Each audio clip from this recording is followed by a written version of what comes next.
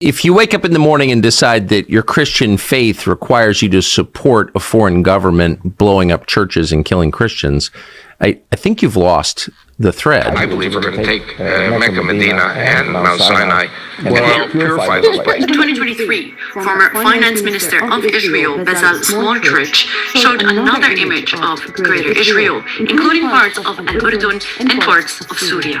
Settlements, which are illegal under international law, are a tool for expansion and occupation of the land.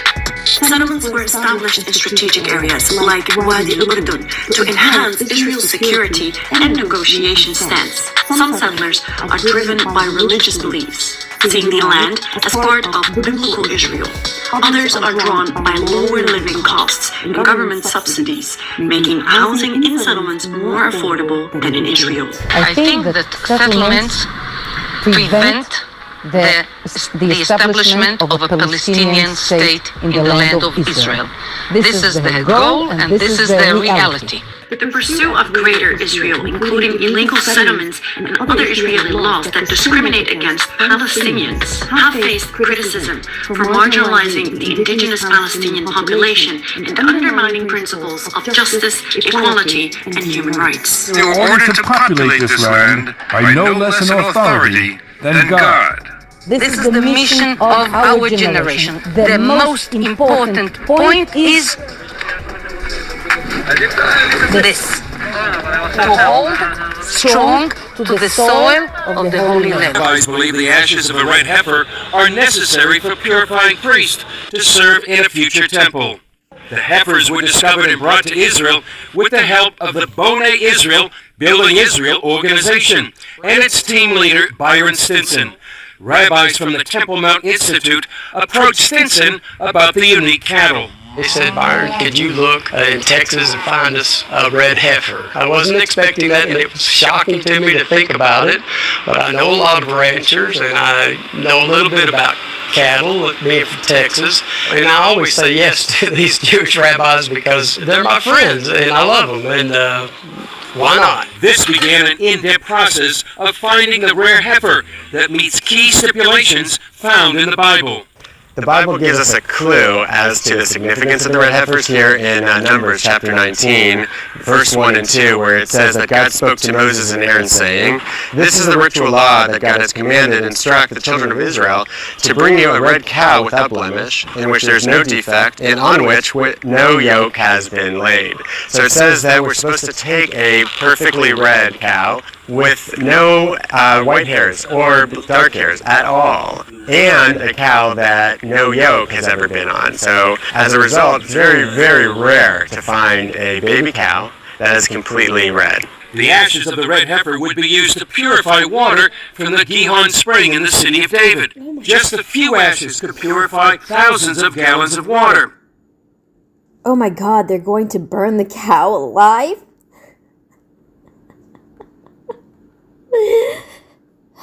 The Bible has been weaponized against us. I mean, even Israeli politicians today are using the Bible to justify what's happening. They are complicit in the suffering of the Palestinians. So as you celebrate in your warm home surrounded by your family, remember, if Jesus were to be born today, he would be born under the rubble.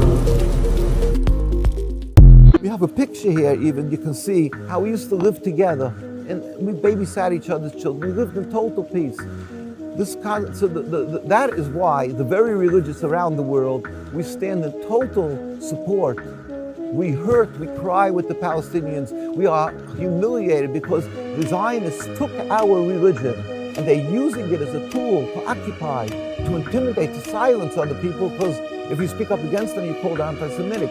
So we the religious communities, stand in opposition. Even though I'm not a Palestinian Christian, I make sure to highlight Palestinian Christians in any way that I can. I stumbled upon this Instagram post that I want to translate to you guys, where the person who wrote the post says that he met up with a Christian Palestinian that was detained by the Israelis, and this Christian man wanted to see if the Israelis would maybe alleviate the torture and the punishment that come with being detained by Israel. So he was like, "Hey, I'm Christian," and guess what the Israeli soldier told him? The Israeli soldier told this Palestinian Christian man from Gaza that you guys, meaning Christians, are sons of Even more so than the armed resistance of H, because if it weren't for you guys, all the residents of the old city of Gaza in the north would have fled south. For context, the soldier is saying this because the churches are in the heart of Gaza city in the north. In the old city of Gaza are these old churches where Palestinians have been seeking refuge and shelter after their homes have been bombed. Inside of these churches, whether they're Muslim or whether they're Christian.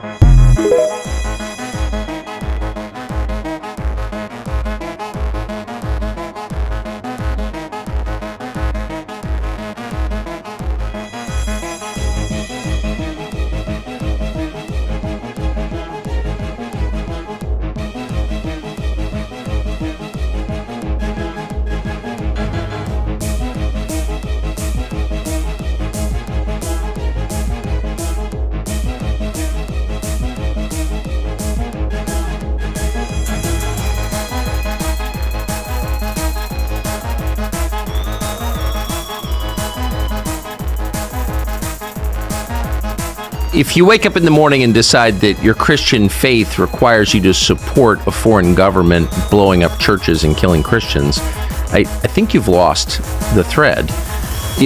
Just to end on this, if you had a message for Christian leaders in the United States, whether in government or in churches or just citizens who care about the religion and their fellow Christians, what would it be? It would be to remind them that when the state of Israel was created, it was not created on an empty land. It was created on a land that had millions of indigenous Palestinians there, including Palestinian Christians. And that state they support, that state they celebrated as a fulfillment of prophecy and a sign of God's state to the Jewish people. For it to become a state, hundreds of thousands of Palestinians, including Palestinian Christians, were forced to leave and have never returned. Churches were closed. A friend of mine did a research and counted more than 30 churches that were closed when Israel was created because Palestinians were expelled from the land. Our numbers continue to be in decline. So we're pleading that come and listen, come and talk to us. And my message to Christian leaders right now is there is a very, very brutal war taking place in Gaza, a war that I've described using the word genocide because it's a war that has used even starvation as a mean. And fellow Christians are suffering because of that war. It's time that Christian leaders recognize that wars is not the way, whether in Iraq, in Afghanistan, in Libya. When will we learn that war does not help? When will we take Jesus' words seriously about being peacemakers, about being merciful? There must be other ways. And so it would be an invitation to listen, to learn more, and to avoid very shallow and simplistic perspectives that are not based on scripture itself, but more based on political equations. And I would plead right now, and I will continue to plead that we need to stop this war in Gaza. It's killing many, many children, women, innocent lives. It has to stop. There must be other ways. And as a follower of Christ, we have to pursue the path of peace and justice, and we have to avoid simplistic polarizations, good and evil. Come and listen, come and understand what's happening. And I plead as a Christian pastor from Bethlehem, I plead that you come and listen. Father, thank you for your thoroughly decent and sensible analysis, and I hope it's heard by Christians throughout the West. I appreciate it.